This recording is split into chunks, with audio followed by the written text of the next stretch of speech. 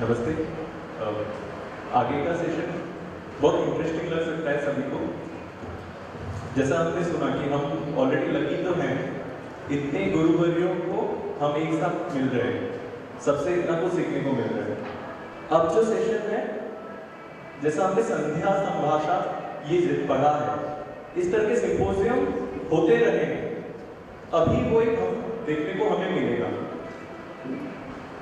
इसके अंदर Damania sir moderator कर रहे हैं और सभी स्पीकर्स अपने मत रखेंगे। किसी को अगर कुछ प्रश्न हो तो वो लिख के रखें, हम अंत में प्रश्न लेंगे। और शुरू करने के लिए ऐसा एक टॉपिक हमने सोचा, क्या आयुर्वेद के उन्नयन के लिए अभी की पाश्चात्य टेक्नोलॉजीज उनका प्रयोग आवश्यक है क्या, और अगर करना है तो कैसे करना है। इस तरह से सेशन हमने पैनल डिस्कशन सेशन का आयोजन किया है। मैं अनुरोध करूंगा गुरुजनों से कि वो ऊपर आके हमें लाभान्वित करें। वैद्य Shri Pashabhai Damania sir, respected Savitri ma'am, Chandra Kumar Deshmukh sir, Thakkar sir, Aptikar ma'am.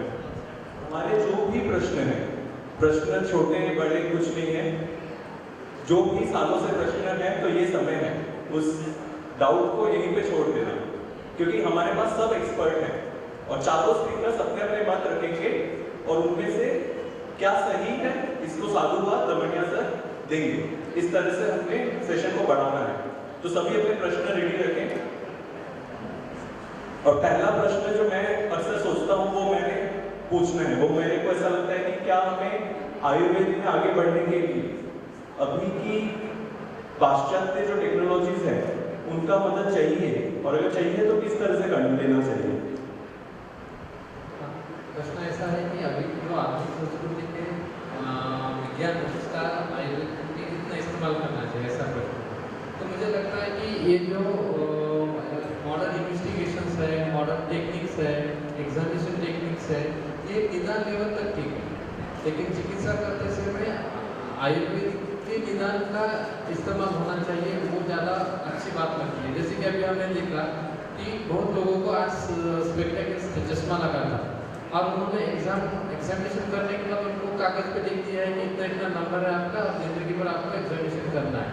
उतना एग्जामिनेशन लेवल तक ठीक है, क्योंकि लोगों को बताने के लिए, रिजल्ट बताने के लिए हमें इन्वेस्टिगेशन साथ देंगे। लेकिन जब हम चिकित्सा कर रहे हैं, जैसे चश्मा लगा है तो हम क्या प्रश्न पूछेंगे, चश्मा निकालने के बाद उसको क्या दिखता है और वो हमारे आयुर्वेद में कहाँ बैठता है। जैसे कि चश्मा निकाला मैंने, कुछ लोगों को लगेगा कि ये अव्यक्त दिख रहा है, अव्यक्ता के ऊपर में क्वेश्चन थी, प्रथम पटल बताया गया, सूचिपाचन क्वेश्चन थी, यानी कोई सुई में धागा नहीं डाल सकता है, वो प्रथम पटल में आ गया। दूर पे बैठा है, नजदीक दिख रहा है, वो द्वितीय पटल में आ गया। तो ये हमारा डायग्नोसिस करने के लिए, हमारी चिकित्सा करने के लिए हमें आयुर्वेद का डायग्नोसिस करना पड़ेगा। लेकिन पेशेंट को तो पता नहीं ना आयुर्वेद के नाड़ी परीक्षण, आयुर्वेद के दोष दुष्ट समूचना, या हम करेंगे कि सारत्वमी परीक्षण, कौन से व्यक्ति कौन से साल का, ये पेशेंट को पता नहीं है। पेशेंट बोलेगा मेरी ब्लड शुगर लेवल इतनी थी, अभी इतनी है।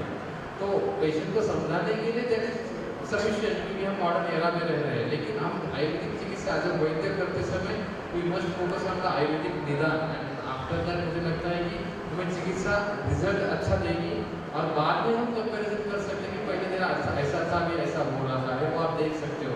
लेकिन ओनली वो डायग्नोस्टिक टूल तक ही डिपेंड रहना चाहिए। और बाकी आयुर्वेद तो आगे भी जा रहा है, आईसीयू में भी आयुर्वेद वर्क किया जाता है। तो मॉडर्न डायग्नोसिस के लिए भी आयुर्वेद की कुछ औषधियाँ ट्रीटमेंट में बदलाव दिखाती है, जैसे सर ने आज पूरा दिन भर हमें सिखाया आज। तो इन्वेस्टिगेशन जगह पर मुझे लगता है कि मॉडर्न साइंस ने इतनी प्रगति की है, उसका हम इस्तेमाल कर सकते हैं।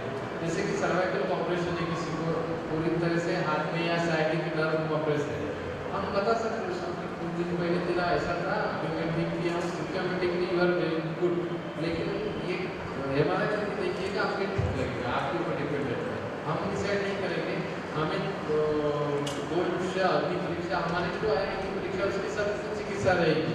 लेकिन प्रेजेंटेशन करने के लिए हमें मॉडर्न टेक्निक्स का इस्तेमाल कर सकते हैं। First of all I really appreciate the topic first.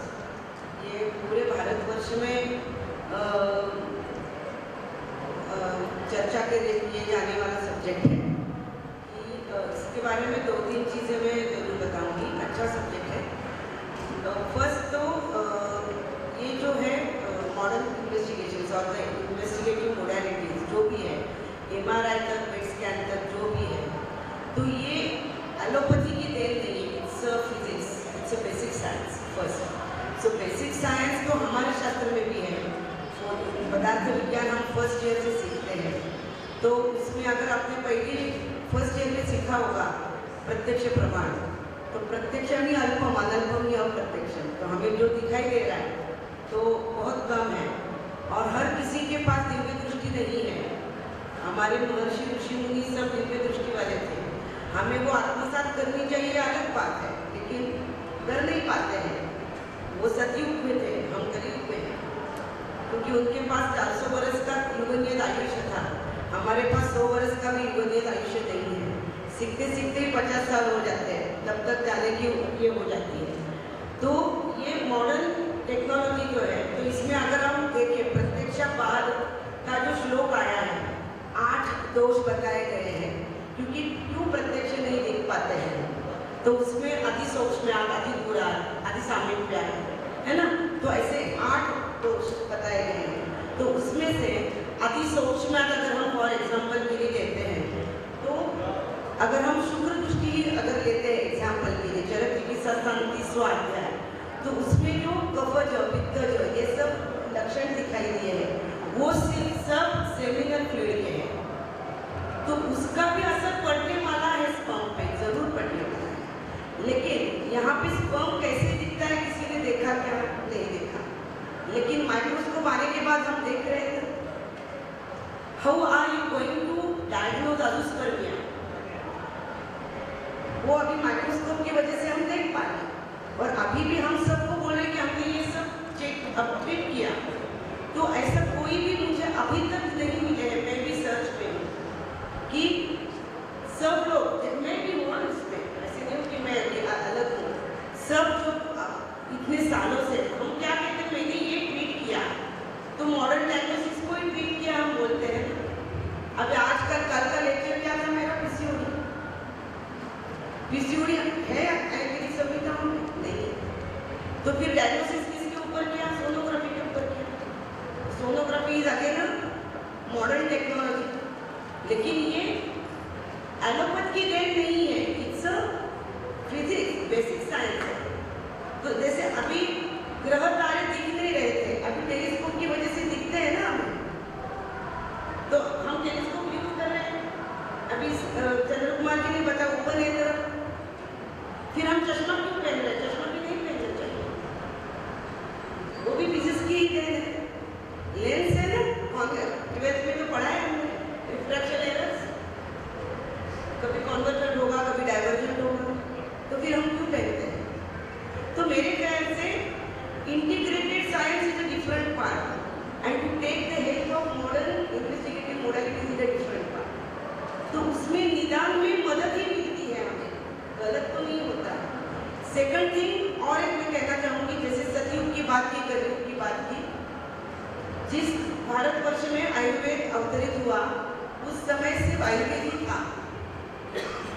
Considering your era and the competitions, global market and everything, अभी आपने नहीं यूज किया, आप अगर अपडेटेड नहीं है तो you will be throw away. कभी कभी आ सकते हैं पेशेंट, लेकिन सब नहीं आएंगे। वो आपके पास आएगा, बोलेगा, तो आपको पता ही नहीं चला, रिपोर्ट पढ़ के तो बोलेगा ये डॉक्टर को कुछ नहीं आता है। उसका इंटरप्रिटेशन हम कैसे करें? हमारी निदान पद्धति का अभ्यास हम करें, ये अपना ये है, ये खुद जिसको जैसी गुरु परंपरा मिली है, खुद की कैपेबिलिटी है, उस हिसाब से वो आगे जाएगा, खुद को डेवलप भी करेगा। कि अगर गलत हो, क्योंकि मॉडर्न डायग्नोसिस पे हम ट्रीटमेंट कभी नहीं करते, मैं भी नहीं करती। लेकिन जैसे मैंने अजोस्पर्मिया का बताया, वैसे अभी कल इनफर्टिलिटी में बताऊंगी भी, 2-4 वीडियोस है, वो अगर मॉडर्न इन्वेस्टिगेशंस के बिना नहीं पता चलते हमें। अभी पेशेंट को 2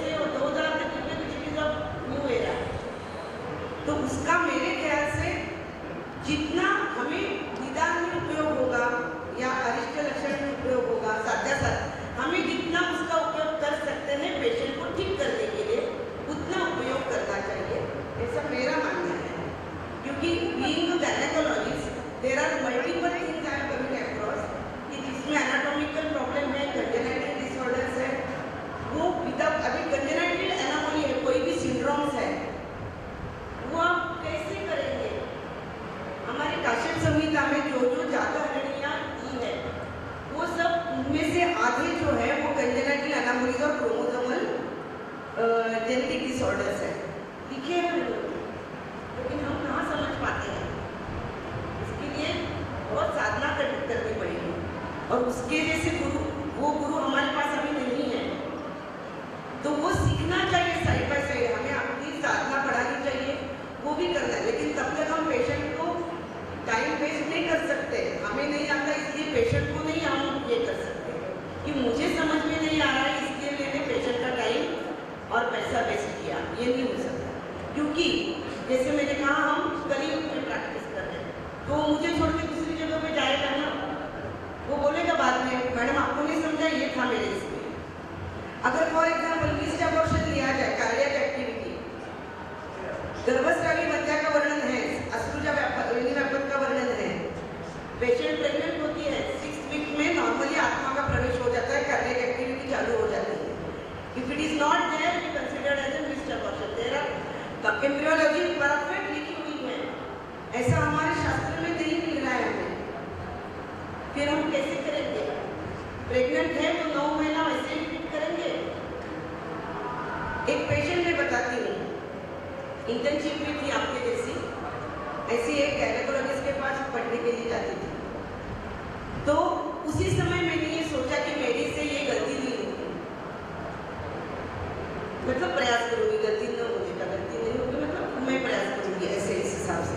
तो एक पेशेंट आ रही थी ANC, तो वो नाम डालने के लिए 7th मंथ में आ गई हमारे सर के पास, ये मॉडर्न गायनेकोलॉजिस्ट के पास में सीख रही थी, RMO चल रहा था। तो हिस्ट्री लेते लेते उन्होंने, सर ने हमारे पूछा इसके पहले कहाँ दिखा रही थी, तो उन्होंने कहा नहीं एक BMS के पास दिखा रही थी। ओके, तो मैं भी थोड़ा एकदम चलो मैं BMS थोड़ा अलर्ट हो गई, सुनने लगी क्या कर रहे हैं। उसके बाद उसको चेकिंग के लिए दिया, तो उसका फंडल हाइट अभी 7th मंथ में कितना होना चाहिए? 26 वीक्स तक होना चाहिए, 28 वीक्स, लेकिन उसका 20 वीक्स भी नहीं था, लेकिन वो BMS वाले को पता नहीं चला। ओके, उसके बाद फाइल एग्जामिनिंग उन्होंने क्या, उसने कहा कि नहीं सर ने कहा कि अभी सोनोग्राफी करनी पड़ेगी, height is not matching, gestational age and the period of menorrhoea is not matching with your fundal height. फिर उसने कहा नहीं सर, कल तो मेरा ये हमारे मराठी में उसे डोहारा देवर कहते हैं, क्या कहते हैं, बेबी शॉवर। ओके, तो उसका सेरेमनी था 7वें मंथ का, शी वाज प्राइमिंग। उसके बाद सर बोले नहीं नहीं अब ये तुम्हारे ऊपर है, लेकिन ये अर्जेंट है, तुम्हें करना पड़ेगा, हाइट इज नॉट मैचिंग। वो गई, यू डोंट बी बिलीव उसका क्या डायग्नोसिस आया होगा? इट वॉज पार्शियल वेसिकुलर मोल। जिस दिन उसका बेबी शॉवर था उस दिन उसकी एमटीबी करनी पड़ी, एंड ये अवॉइड हो सकता था उसने अगर 1st या 2nd मंथ में सोनोग्राफी की होती। ऐसे तो मैं मल्टीपल केसेस आपके साथ डिस्कस कर सकती हूँ। अभी ऐसी प्रेगनेंसी ना हो, इसलिए बच्चा अच्छा हो, इसके लिए पेशेंट बाद में आएगा, करेक्ट, लेकिन जो आ रही है उसको हम कैसे ट्रीट करें? Partial mole is not treatable, बच्चा ही नहीं है ना, it's a mole, it's a vesicular mole. So there are multiple clinical manifestations जो कि हम नहीं कर पाते हैं उनकी दशविधा और अष्टविध परीक्षों के साथ। तो मेरे ख्याल से प्रत्यक्ष का बाद के जो 8 कारण हैं, तो वो जैसे जैसे एडवांसेस होते गए हैं साइंस में, तो अभी पूरा दादी स्वामी तक गए ना, अभी हम देख पाते हैं। Thank you so much. जहाँ तक मैं समझती हूँ ये सवाल ऐसा है कि अगर हम एक ऑर्डिनरी इंसान को पूछे कि क्या हम मोबाइल यूज़ कर सकते हैं, या फिर क्या हम कैमरा से पिक ले सकते हैं, या फिर क्या हम आजकल की गाड़ी चला सकते हैं, या फिर हमें बुलेट में ही चलना है, ऐसे शर्ट क्यों पहने हैं? ऐसे तो धोती में होना चाहिए था। देखिए, हमें आयुर्वेद का मतलब कोई मटेरियल नहीं होता।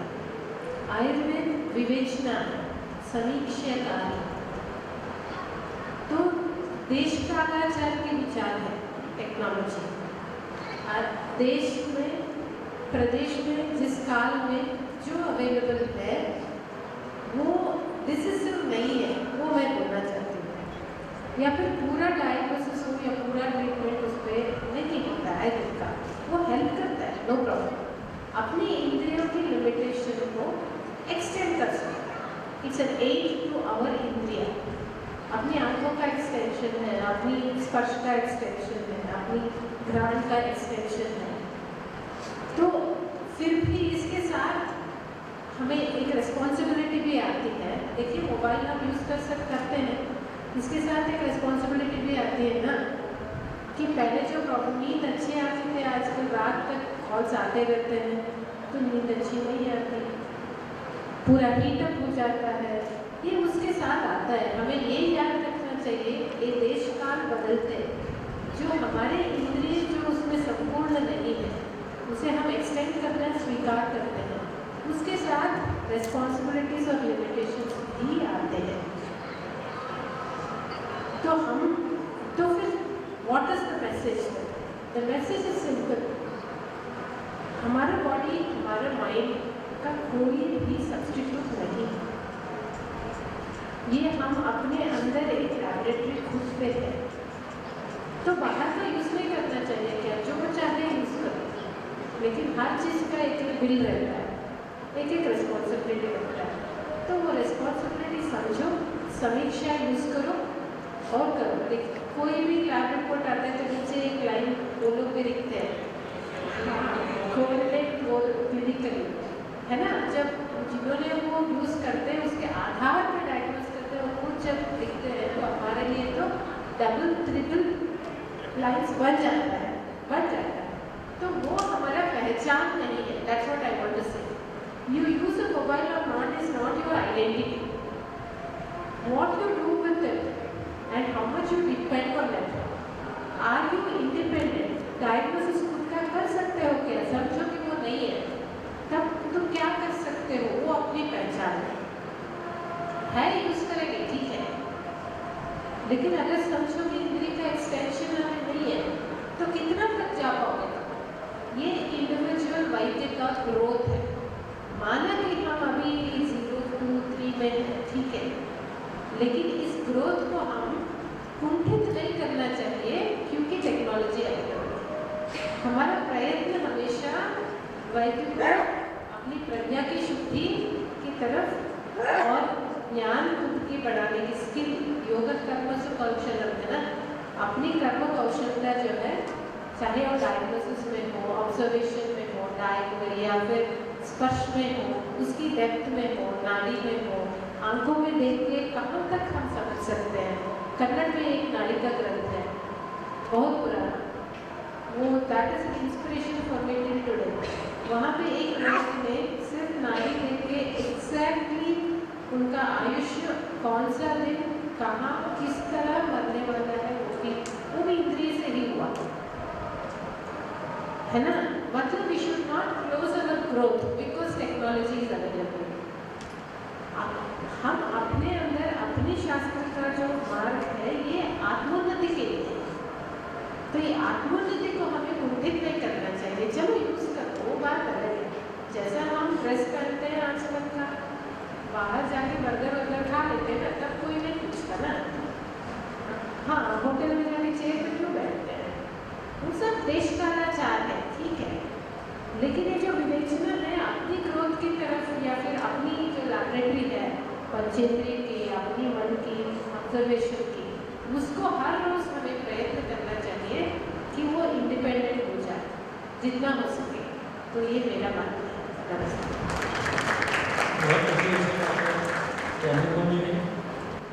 मैं 2-3 पक्ष मेरे रखता हूँ कि मैं फेवर में हूँ कि जो भी टेक्नोलॉजी हो रही है, ऑपरेशन हो रहे हैं, तो हमारी जीवन पद्धति में हमने इसका उपयोग किया है, तो यहाँ पे भी हम कर सकते हैं, क्योंकि नहीं करेंगे तो हमारी इंद्रियों की लिमिटेशंस है। जैसे 2-3 एग्जाम्पल मैं समझाना चाहता हूँ कि गर्भावस्था है, तो मैम ने जैसे बोला कि तीसरे महीने का गर्भ रुक चुका है, डेवलपमेंट नहीं हो रहा है, कार्डियक एक्टिविटी नहीं है, तो नाड़ी देख के मैंने बहुत सारे चर्चा भी की है बहुत सारे नाड़ीविदों के साथ कि चलो उनको डायग्नोसिस करके आप बोल सकते हो कि बच्चा अंदर मर चुका है। IUCR का केस बनता है 6ठे महीने के बाद। मैं उनको पता होगा, जिन्होंने काम किया उनको पता है, हर रोज सामना करना है, हर रोज सामना कि डॉक्टर ने बोल दिया है कि बच्चा अंदर मर गया है, बराबर। इंट्रायूट्राइन ग्रोथ रिटार्डेशन हो चुका, IUCD इंट्रायूट्राइन चाइल्ड डेथ हो चुका है। अब कैसे डिसाइड करो, क्राइटेरिया क्या होगा, कौन सा आयुर्वेद में ऐसा।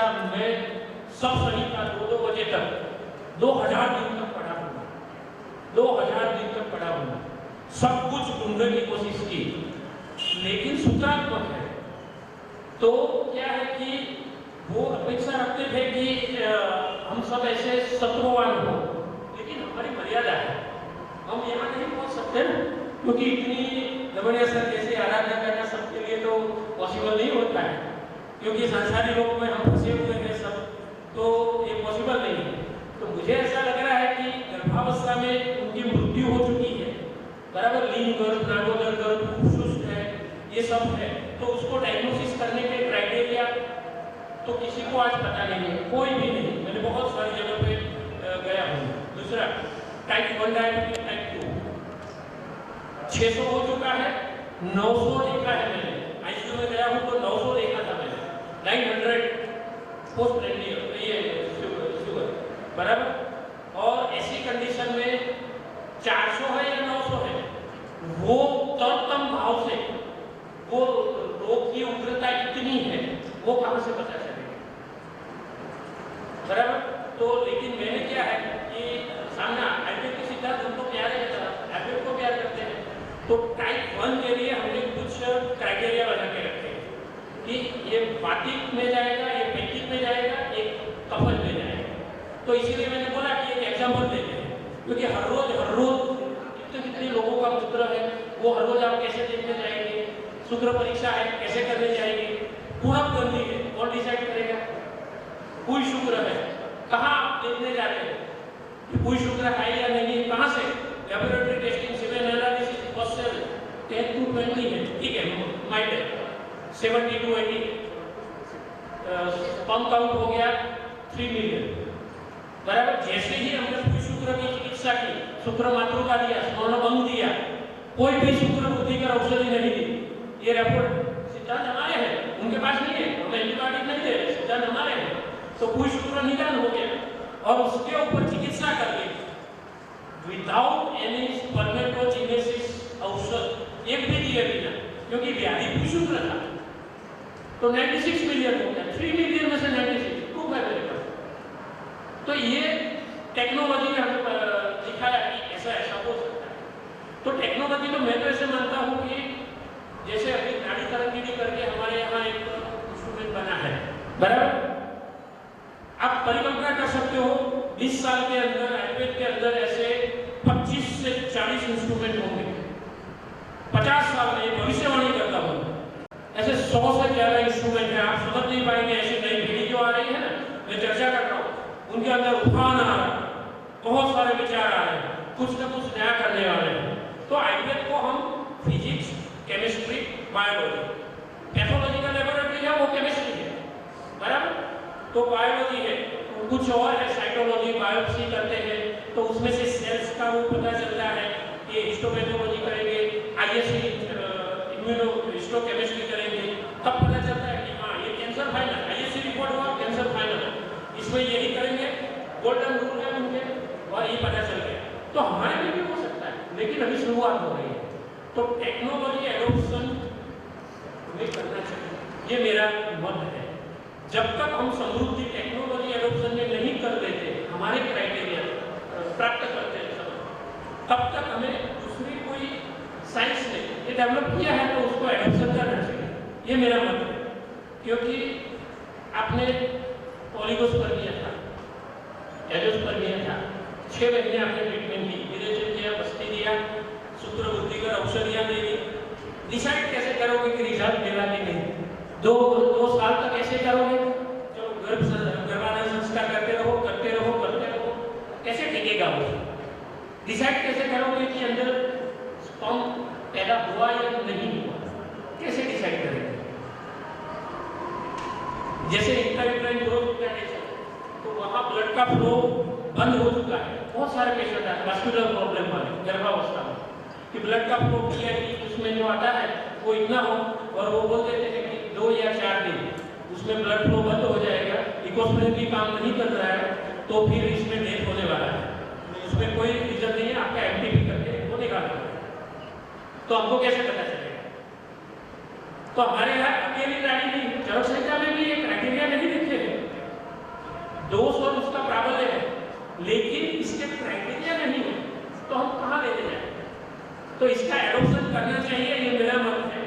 तो नाड़ी है हमारी वास्तविक परीक्षा है, तो 8 है, 100 डिवाइडेड बाय 8, 12.5। तो नाड़ी का जो वेटेज इसको बोल पाएंगे, तो वेटेज है, प्राधान्य जो है 12.5%। मल परीक्षा, मूत्र परीक्षा, प्रश्न परीक्षा। प्रश्न परीक्षा है कि खाने के एग्जैक्ट 2 घंटे के बाद मुझे सर यहाँ दर्द हो रहा है, ओके, हमारे यहाँ परिणाम को लिखा है, पता चलेगा, हम रिपोर्ट कराएंगे, या फिर पता चलता है कि इसकी वजह से कोलेस्ट्रॉल है। खाने के तुरंत बाद जैसे खाना खाया सर दर्द हो रहा है, बहुत सारी परिस्थितियां हो रही हैं, लेकिन शुरुआती अवस्था में हमको कॉलेज में से इतना ज़्यादा मिलता नहीं है, बहुत सारे प्रश्न हैं, पढ़ते हम पढ़े नहीं है इतना सारा, जो होना चाहिए हमने को बाद में ही ऐसा ज़्यादा शुरू किया। तो उसकी वजह से मुझे ऐसा लग रहा है डायग्नोसिस में परफेक्शन आता है, सिद्धांत हमारे हैं। तो टाइप 1 डायबिटीज में पित्तापुत्र होगा या ज़्यादा झाग होगा, तो हमारे यहाँ लिखा है कि वाटिक प्रमेय होगा तो उसमें झाग देखने को मिलेगा, तो वो वाटिक में जाएगा। तो जितने वाटिक के सिम्टम्स हमारे यहाँ लिखे हैं उनके सामने हम क्राइटेरिया में टिक कर देते हैं। पित्त वाले हैं तो उसमें लिख लेते हैं कि उष्ण लगता है, पित्ताप होता है, गरम गरम उनको लगता है, दाब होता है, तो ये पित्त हो गया। और कफ का है, सत्य एकदम ठंडक लगती है, पेशाब कहाँ सब गर्म नहीं लगता है, एकदम पता ही नहीं चलता पेशाब हो रहा है, तो सेंसेशन नहीं आ रहा है इतना ज़्यादा, तो उसमें से ये कफ में जाए। ऐसे ऐसे करके 3 डिवाइड किए, लेकिन उसमें C पेप्टाइड करके आता है जो इंसुलिन ब्रेकडाउन का एक पूरा पैरामीटर है, तो 0.05 है। कंफर्म है कि इसमें कभी भी 2 साल हमें मोबाइल देंगे तब जाके रीजनरेशन होगा। और C पेप्टाइड 0.7 है, तो हम बोल देंगे कि 2 महीने में हम आपको रिजल्ट देंगे, क्योंकि ये इंसुलिन का जब डिस्ट्रक्शन होता है तो वहां से निकलने वाला प्रोटीन है, तुरंत पता चलता है 0.7 है, 1 होना चाहिए, 0.7 है तो हम बोल देते हैं कि 2 या 4 महीने में हम आपको रिजल्ट दे देंगे। और 0.005 तो हम बोलेंगे कि 2 से 2.5 साल हो सकता है। ये कहाँ से पता चलेगा? ये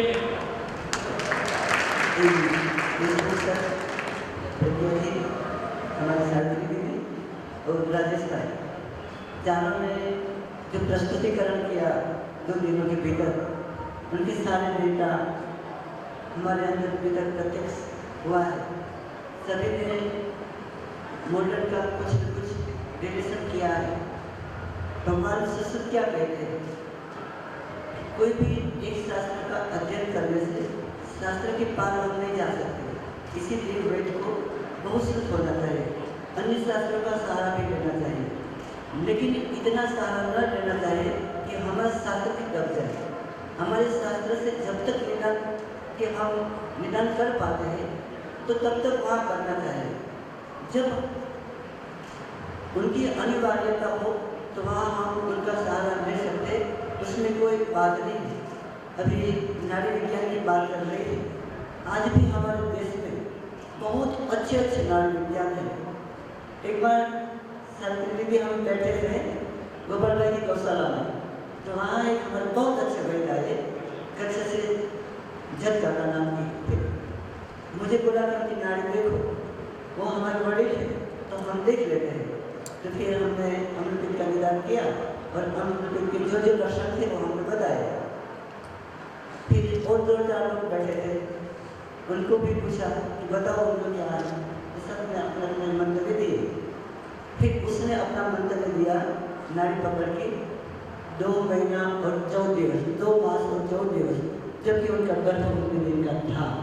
जब प्रारंभिक सतर्कावस्था में ऐसे ऐसे लक्षण इन्वेस्टिगेशन होते हैं, जब ऐसे नाड़ी वैद्य से हमें ऐसा ज्ञान हो जाए तो हमें हमारे नाड़ी विज्ञान का ही सहारा लेना चाहिए, हमें सोनोग्राफी की ओर नहीं देखना चाहिए।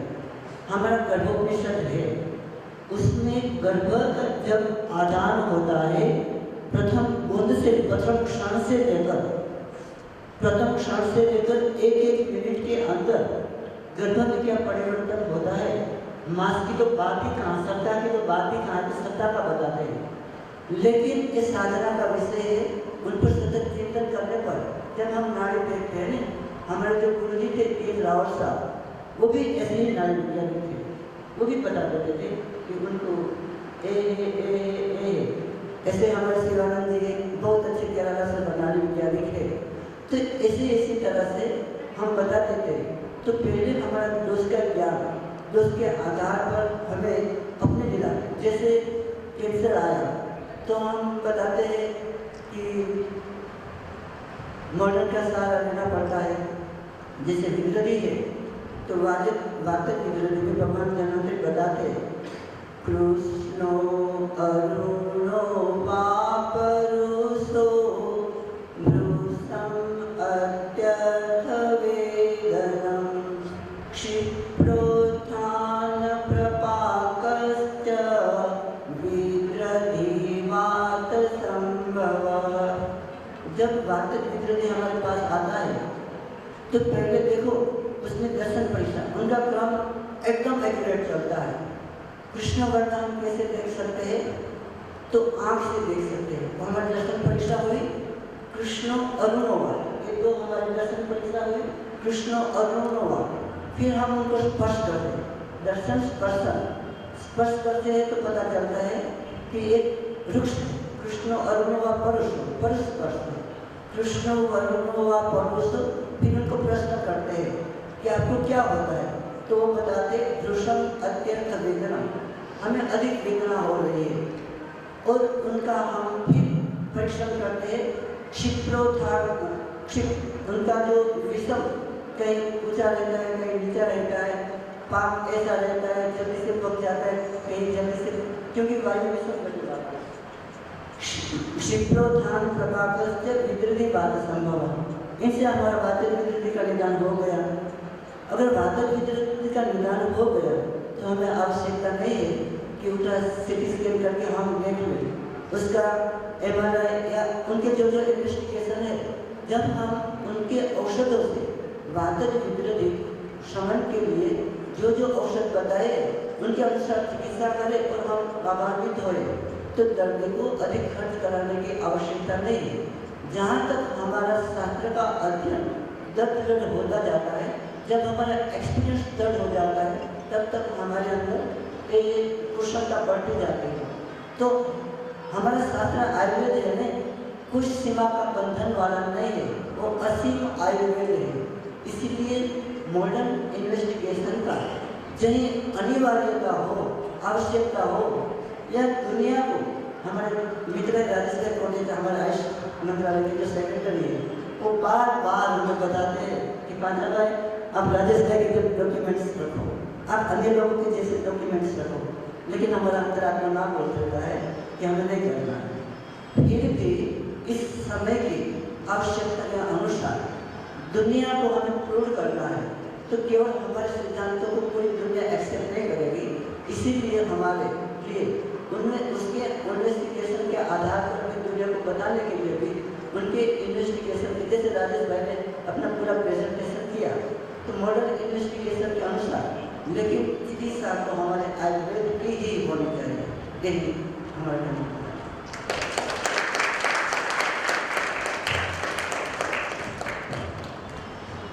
धन्यवाद sir.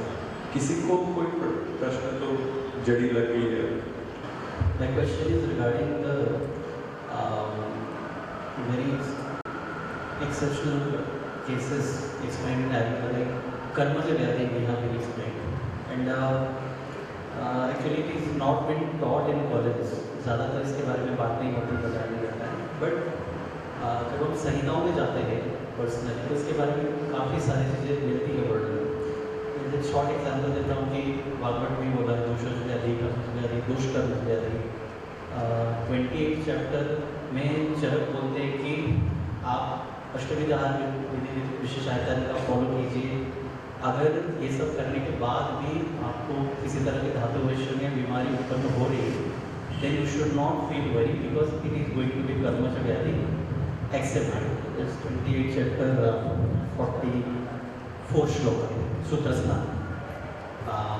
So how we will in day-to-day clinical practice will identify a कर्मज और दोष कर्मज व्याधि, एंड पर्टिकुलरली हर डिपार्टमेंट के साथ ही होता है। जैसे कि childrens are coming of 4 to 5 years and suffering unnecessary with like vitiligo or sometimes mental experiences, repeated aversions, when we can see everything is fine, normal.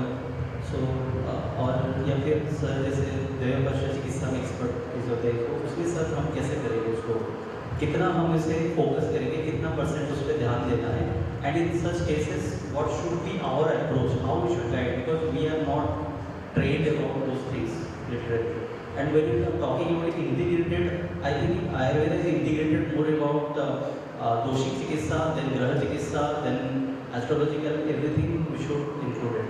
और अगर कहीं पे मान लीजिए हमें रिजल्ट आ भी गया, so whether it is a यदृच्छा means accidental treatment because of the प्रबल कर्म ऑफ द वैद्य, और it is the success of the patient, how we will differentiate, where we should limit ourself, that's the question. So I think there were 2 questions. One was दोष और कर्मज व्याधि में differentiate कैसे करें, and second one I could not grasp. If you can repeat the second question.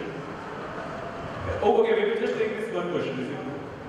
Short. We will keep short. कर्मज व्याधि तो कहे गए हैं। अभी कल मेरा इनफर्टिलिटी पेपर है, उसमें मैंने ये भाग जरूर लिया है, क्योंकि वंध्यत्व में हमें ये बहुत बार दिखाई देता है। तो कर्मज व्याधि की अगर हम लिस्ट देखें, तो उस प्रकार के अगर पेशेंट हमारे पास आए तो एक हेतु हमारे दिमाग में हमेशा होना चाहिए। जैसे कुष्ठ है, वो अधर्मज कहा है, शूद्र है, गर्भस्रावी बंध्या है, या फिर ऐसे बहुत सारे हैं। तो इस प्रकार के लक्षण अगर लेके पेशेंट आता है, तो एक बात वो हो सकता है ध्यान में हमें रखना है। और दूसरी बात, as they are approaching to us as a vaidya, we are not astrologer और ज्योतिष करके हमारे पास नहीं आ रहे हैं।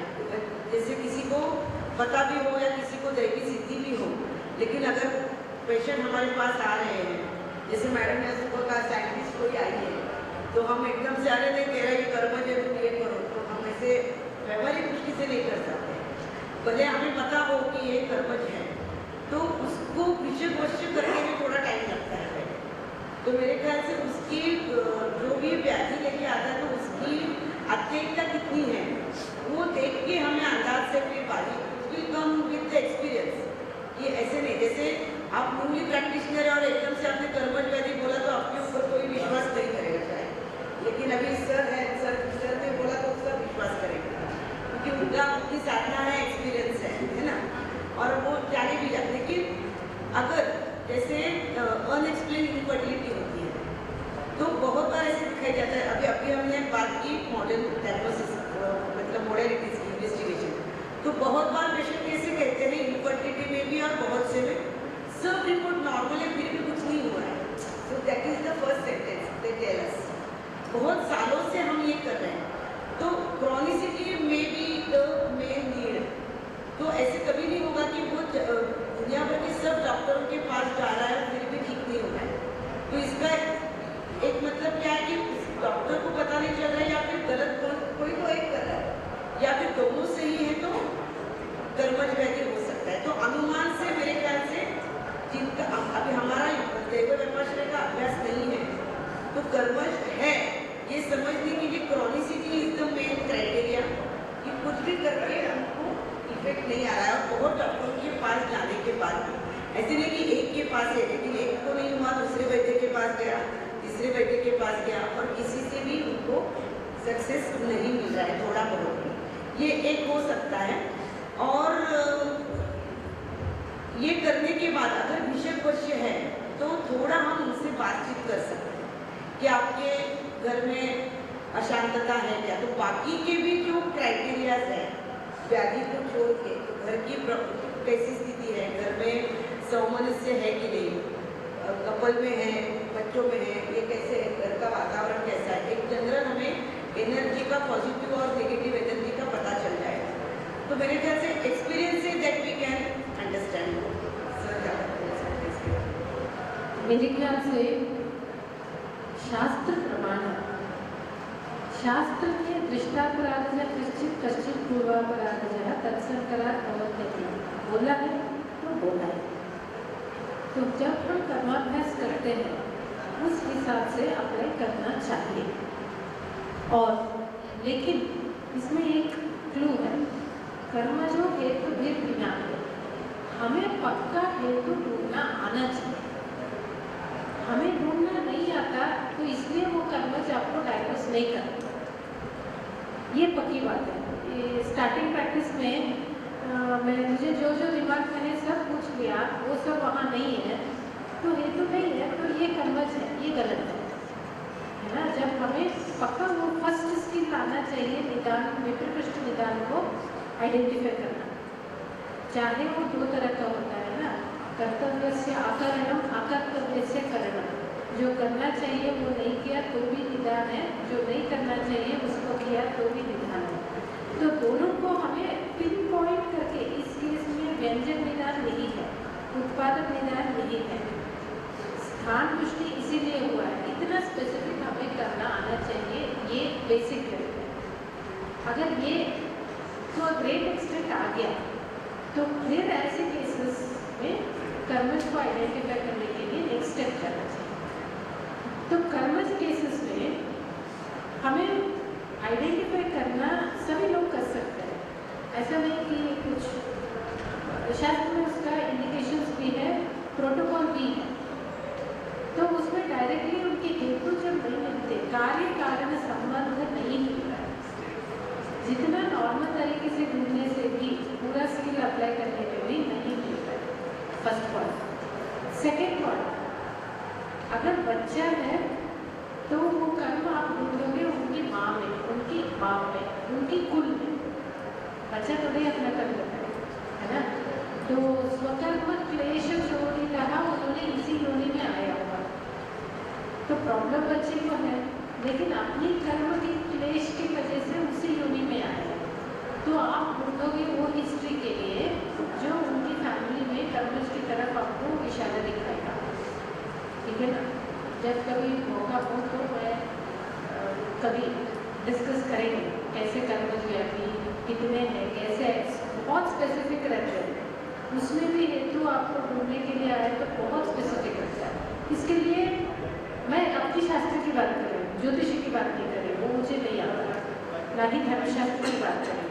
सिर्फ जो गृहस्थी में लिखा है उसी को पकड़ के हम डायग्नोस कर सकते हैं। वो सीखना चाहिए, हर वैद्य को सीखना चाहिए। रही बात पेशेंट को समझाने की, देखिए पहले हमें कॉन्फिडेंस हो कि ये ग्रंथ प्रमाण है, चाहे वो कोई भी क्यों ना हो। उनको डायरेक्टली अगर आपको डायग्नोस निदान आपने डायग्नोस किया तो मैं अपने प्रैक्टिस में क्या करती हूँ, किताब उनके सामने निकाल के वो श्लोक पढ़ के, उसका आपको संस्कृत आता है कि आप पूछते हो, अगर वो इंटरेस्टेड है तो पद विभाग करके अन्वय करके देखिए ये कंडीशन में ये ऐसा लिखा है, बाकी आप सोच लो। हम थोड़ी ही करता है, हम तो शास्त्र का अभ्यास करते हैं, तो जो लिखा है वो बोलने में क्या है, तो ये यहाँ लिखा है, ये एक लिंक यहाँ दिख रहा है, बाकी आप नहीं। तो ये मेथड शास्त्र प्रमाण के साथ रख के कोर्ट में जब जज किसी को फांसी पे चलाता है तो ऐसा थोड़े ही बोलता है कि देखो मुझे लगता है तुमने चोरी की है तो फांसी पे, नहीं, वो कॉन्स्टिट्यूशन का वो पॉइंट बोल के और नंबर बोल के फिर करते हैं ना। तो जब हमें वो प्रमाण पक्का हो जाता है ना अंदर, तब किसी को भी एथीइस्ट क्यों ना हो, एथीइस्ट क्यों ना हो, जो पुनर्जन्म को मानता ही ना हो, उनको भी क्लियरली हम कम्युनिकेट जरूर कर सकते हैं। ये मेरा अनुभव रहा है। ऐसा होते हुए मैंने देखा भी है, हमारे सर बहुत करते थे, तो इसको फॉलो भी किया। तो ये आपकी पहले सवाल का आंसर है। और सेकंड सवाल आपने पूछा, ये क्रॉस चेक कैसे करें, how can you be sure, है ना। क्रॉस चेक भी शास्त्र में दिया है। देखिए, एक है निदान, उसके ऊपर आप डायग्नोस करोगे। दूसरा है आपकी चिकित्सा। चलो कभी कभी आपको विप्रकृष्ट निदान मिलता नहीं है, आपकी लिमिटेशन है, मिला नहीं, फिर भी आपको सन्निकृष्ट निदान मिल जाता है, तो दोष की कैलकुलेशन आप कर लेते हो, दोषी की कैलकुलेशन आप कर लेते हो। उसके हिसाब से आप जो भी प्रवृत्ति करते हो, चिकित्सा करते हो, तो 2+2 4 होना चाहिए। इस केस में बिल्कुल नहीं होता है, वो आपके लिए क्रॉस चेक है। तो चलो 3 दिन के लिए दे दो, 1 हफ्ते के लिए दे दो, तो उसमें आपको क्लियर पता चल ही जाता है। यहाँ तक कि मैंने केसेस देखा है कि जिसमें दिख रहा है कफ सिम्टम्स, उन्होंने कफ वृद्धि है, आपकी पिपली वहाँ पे कफ को बढ़ा रहा है, आपकी त्रिकटु वहाँ कफ को बढ़ा रहा है। स्पेसिफिक केसेस देखा है। इतना स्ट्रेंज दिखता है, तो तब आपको पता है ऐसा होता है क्योंकि लिखा है, तो ऐसा ही होता है। वो एंजॉय करना चाहिए, more than being objective, you should enjoy that. Practice is a joy. Thank you. बहुत शॉर्ट में 2 एग्जाम्पल मेरी लाइफ में अभी पिछले 6-8 महीने में मैंने देखे। तो ज़्यादातर मुझे ऐसा लगता है कर्मठ व्याधियों का हमें जो सामना करना, मुझे जो सामना करना पड़ा व्यक्तिगत स्वरूप में, तो वंजकों में सबसे ज़्यादा है, सबसे ज़्यादा है। दूसरे तो ठीक है। तो एक example, gynaecologist Maninagar area Ahmedabad का है, 44 ईयर वाइफ, तो वो गायनेकोलॉजिस्ट है, 46 ईयर एज पीडियाट्रिशियन, उनके हस्बैंड है, संतान नहीं है, 19 साल की मैरिज लाइफ है, करीबन 6 बार टेस्ट ट्यूब बेबी और 13 बार IUI करवा चुके हैं, और कोई टेस्ट ट्यूब बेबी का कोई रिजल्ट नहीं है। 6 वैद्यों के पास 1-1 साल ट्रीटमेंट ले चुके हैं, और 44 है। तो बोल रहे हैं इतना रोए मेरी चैम्बर में कि सर आपके पास जवाब है ना, तो ही बोल, मैं अभी किसी के पास जाने का लायक है, मेरी उम्र आ गई है, ये मेरी इससे इतना हुआ, ये है, जवाब है तो ही यस बोलो। तो मैंने उस समय भगवान की कृपा से मेरे मन में विचार आया कि इसमें ज़्यादा समय नहीं गंवाना चाहिए, रिपोर्ट सब बात की बात है, क्योंकि उनका जीवन पूर्ण हो जाएगा, तो बिना संतान के वो ऐसा हो जाएगा। तो वहाँ पे वो इमरजेंसी थी, मैंने बोला 4 महीना होगा, बराबर 1 महीने ब्रह्मचर्य की शुद्धि हमारे शास्त्रों में है। आज तक मैंने एक केस भी ऐसा नहीं किया कि मासी को ब्रह्मचारी ऐसे करके जो चरण के श्लोक लिखा है, तो 1 महीने की शुद्धि की दवाई देता हूँ, उसके बाद प्रयत्न, कोई रिपोर्ट नहीं करेंगे, कुछ भी नहीं देखेंगे, बराबर, लेकिन 3 ट्राई करेंगे और कुछ नहीं, 4 महीने में टोटल मिला के 1 महीने की शुद्धि, 3 महीने का प्रयत्न, 3 प्रयत्न होगा, रिजल्ट नहीं मिला तो मैं एक ज्योतिषी के पास भेजूंगा, बराबर, उनके पास लेके आओ। ये भी मेरा बहुत सारा 1000 से ज़्यादा पेशेंट का अनुभव है। तो फिर मैंने रिजल्ट नहीं आया, भेजा, उन्होंने जो निष्कर्ष निकाला, तो ऐसा निष्कर्ष निकाला कि आप जब तक जिस प्रदेश में रहते हो, उस प्रदेश में जो आप व्यवसाय करते हो, वहां से छोड़ के दूसरी जगह पर जाओ। जबरदस्त था, जबरदस्त। 3 करोड़ की वसूली, रात भर चल रही है, 3 असिस्टेंट है, 25 लोगों का स्टाफ है, 26 लोगों का, गायनेकोलॉजी का हॉस्पिटल, सब कुछ उनके जाके उनके दिमाग में आ गया कि चलो लास्ट में ये हॉस्पिटल बेच दी, चलो छोड़ो इसको। और वो अंडमान में वो कोई हॉस्पिटल है, वहाँ कोई गायनेकोलॉजी के यहाँ, क्योंकि प्रदेश गुजरात प्रदेश छोड़ने के लिए बोला था, तो अभी चले गए। रिजल्ट क्या आया पता नहीं, अभी वो पिछले महीने ही बातचीत हुई है कि वो प्रदेश छोड़ के संतान प्राप्ति चाहिए, 6 वैद्यों के पास जाके आए, कितनी राह हम उनको बोलेंगे, तो क्राइटेरिया तो कोई ना कोई सेट करना पड़ेगा, क्योंकि हर रोज सामना करना। दूसरा है, ऐसे ही था, संतान प्राप्ति नहीं हुई थी, हमारे यहाँ 6 या 7 ट्राई हो चुके थे, फिर हमने ज्योतिषी के पास भेजा। और ऐसे कुछ लिस्ट है कि बहुत हमारे जैसे शास्त्र की जानकारी रखने वाले, तो वो बता के देते हैं कि संतान योग कब है, बराबर। तो उसमें इसके उन्होंने निकाल के रखा कि मान लो जुलाई 19 में गए, अगस्त 19 में, तो उन्होंने बोला कि जुलाई 20 तक संतान होंगे। तो मैं 60 ट्राई किया था मैंने, और अगले 11-10 महीने तक मैं ट्राई करवा लेता तो फेलियर होने वाला है। तो मैंने उनको बोल दिया मेरा ट्राई बंद करेंगे, लेकिन सर ने जो बोला है, क्योंकि वो ज्योतिष पंचम वेद है, आयुर्वेद भी पंचम वेद है, लेकिन हम एक्सपर्ट नहीं है, हमें इतना भी नहीं, क्योंकि आयुर्वेद को भी पूरे महासागर में से इतना भी नहीं जानते। तो भेज दिया, और उन्होंने कहा उनके हिसाब से चल पड़ो, और फिर 10 महीने के लिए गया करो। और जैसे ही समझ आया, पहली गर्भावस्था प्रयत्न 1 गर्भाधान रिजल्ट पॉजिटिव। हमको पता नहीं था, औषधियां नहीं, ये कर्मज व्याधि है, वही वो भी कर्मज व्याधि, या कोई ऐसा था कि उस प्रदेश के साथ कहीं दृष्टि या कुछ है उनके साथ, तो ज्योतिष ने उनको बोल दिया तो कर्मज व्याधि बोल सकते हैं। उन्होंने बोला कि आप जब तक नहीं छोड़ोगे अपना प्रदेश तब तक संतान नहीं होगा। तो पता नहीं है, इसमें बहुत गहराई वाला ये सब मैटर है। आपका प्रश्न बहुत अच्छा रहा, उत्तर भी इन लोगों ने दृष्टांत के साथ दिया। कर्म हमारा जो व्याधि के 3 कारण है, असात्विक इंद्रिय संयोग, प्रज्ञापराध, परिणाम स्थिति, ठीक है। उसमें प्रज्ञापराध के अंतर्गत उनके परिणाम स्वरूप कर्म व्याधि ज्यादातर होते हैं। कर्म वैसे 3 प्रकार के होते, सामान्य कर्म, मध्यम कर्म और तीव्र कर्म। हमारा पुरुषार्थ भी 3 प्रकार का रहता है, सामान्य पुरुषार्थ, मध्यम पुरुषार्थ और हमारा तीव्र पुरुषार्थ। अगर हमारा प्रबल पुरुषार्थ रहा और कर्म है वो निम्न प्रकार का है, तो हमारा प्रबल कर्म है उनको परास्त कर देता है। तो सामान्य कर्म व्याधि हमारी युक्ति व्यवस्था चिकित्सा से भी ठीक से हो सकता है, लेकिन सभी कर्मज व्याधियों की चिकित्सा हो ही सकती है, नहीं हो सकती है ऐसा मान के उसको छोड़ने देना चाहिए।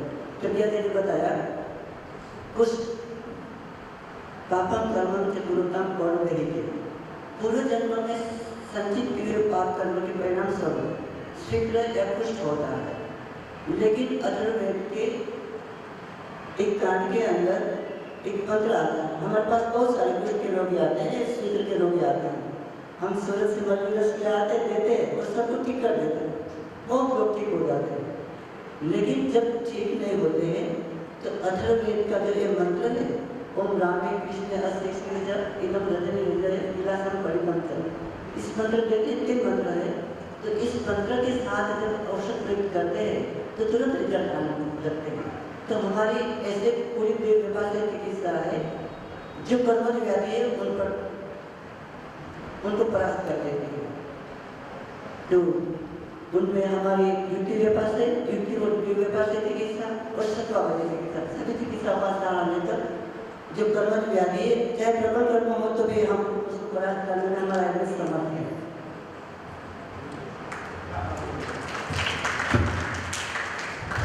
और ये ज्ञान मिलना चाहते तो कभी खत्म नहीं, हम सुनते ही रहे, बट कुछ समय की सीमा है। तो हम कभी धारा इवेंट ना हो, हम सब कनेक्शन में रहें और ग्रुप ओपन रहेगा क्वेश्चंस के लिए, और हम यथाशक्ति उत्तर भी उस ग्रुप में आप वापस पहुंचाएंगे। धन्यवाद। Surya Prakash Verma sir, RAD Guru, please come on the stage. He is a traditional Vaidya also.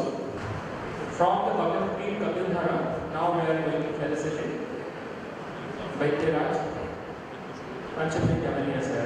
Dr. P.C. Tripathi sir is going to felicitate Dr. Pancham Damaniya sir with shawl.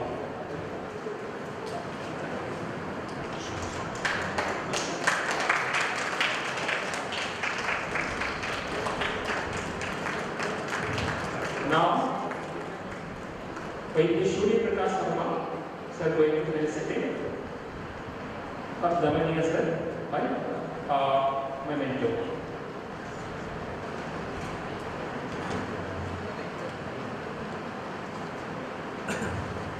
Now I am requesting Dr. Surya Prakash Verma sir and Dr. P.C. Tripathi sir कुछ समय के लिए stage में रहने के लिए अनुरोध करेंगे। दमनिया सर को जाना है, कल उनका 6 बजे फ्लाइट है। आप लोग 2 मिनट के लिए स्टेज में रहिए। Now I am requesting doctor PC Tripathi sir to say few words because we have to go with Panchadeva Dhamaniya sir. Please say few words about our journey. सभी गुरुजन को प्रणाम। बताओ मेरे बच्चे भाई और बहनों को हमारे प्यार भरी नमस्कार। ये जब ये कपिल धारा की आयोजन हुआ, ये मेरे एक पापा जी थे जिनको व्हाट्सएप में मेरे को पता चला कि कपिल धारा की ये सेमिनार गंगासागर में होगा, तो मैंने उनको कॉन्टैक्ट किया और मेरे को पता चला कि बंगाल में बहुत साल के बाद एक सेमिनार हो रहा है स्पेशल तरह का। तो हमने बोला भाई चलो हम लोग आए। ये बहुत कम समय में इतने बड़े ऑर्गेनाइजेशन संगठन किया है लोग, और सबसे अच्छा है कि भारत की प्रसिद्ध वैद्य जिनसे गुरुवरों से हम लोग को कुछ सीखना चाहिए, वो लोग भी आके अपने ज्ञान प्रवाह वितरण किए हैं और हम लोग को बड़ा आनंद और सौभाग्य है ये सब सीखने को मौका मिला। हम इसलिए पहले कपिल धारा की जो आयोजक है इस गोष्ठी को हम अपने प्यार और धन्यवाद देते हैं, और आप लोग सब लोग जो आए आप लोग को धन्यवाद देते हैं, और जो गुरु लोग हमारे यहाँ उपस्थित हुए आप सब लोग को सादर नमस्कार और अभिनंदन देते हैं। Now I am requesting Dr. Surya Prakash Sharma sir to say some few words.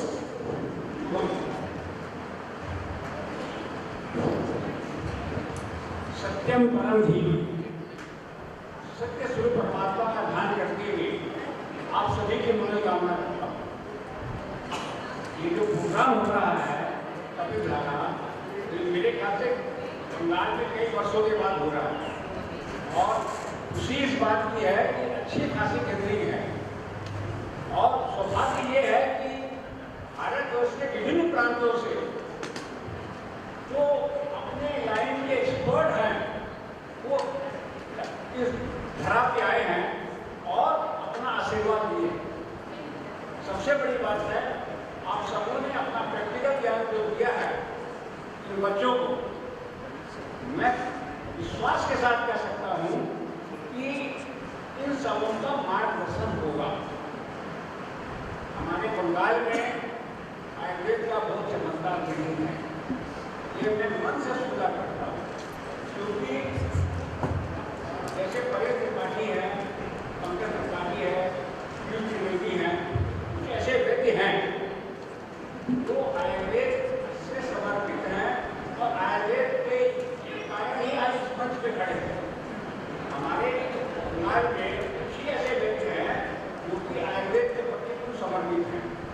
अब मैं आज के नवीन बच्चों से जो पढ़ रहे हैं या पास करके निकलने वाले हैं, उन सबों से मैं कहता हूँ जनरली बंगाल के अंदर में 2 नाव में पाँव रखते हैं, तो ये बच्चों से मेरा हार्दिक निवेदन है कि आप लोग 2 नाव में पाँव मत रखिए। आप आयुर्वेद हैं, आयुर्वेद की चिकित्सा करें, आयुर्वेद की ही नाव में पार करें, तो मैं विश्वास के साथ कह सकता हूँ कि आने वाले समय में बंगाल में भी आयुर्वेद अच्छा भविष्य करेगा। ये सत्य बात है। और एक दूसरा नंबर निवेदन है कि अपने नाम के आगे डॉक्टर शब्द न लिखें, अपने नाम के आगे वैद्य लिखें, तो आपकी आइडेंटिटी एज ए वैद्य हो जाएगी। आपको दरकार नहीं पड़ेगी कि आइडेंटिटी का वैद्य है कि नहीं है। वैद्य बनिए, वैद्य की चिकित्सा कीजिए और भविष्य आपके साथ में है। सर धन्यवाद, शुभेच्छा, शुभम।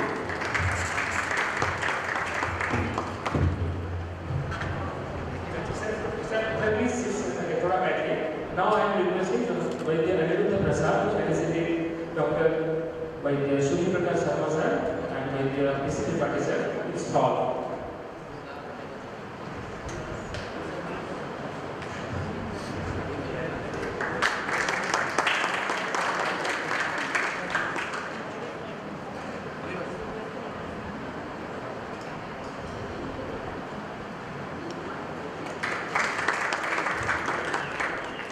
sir.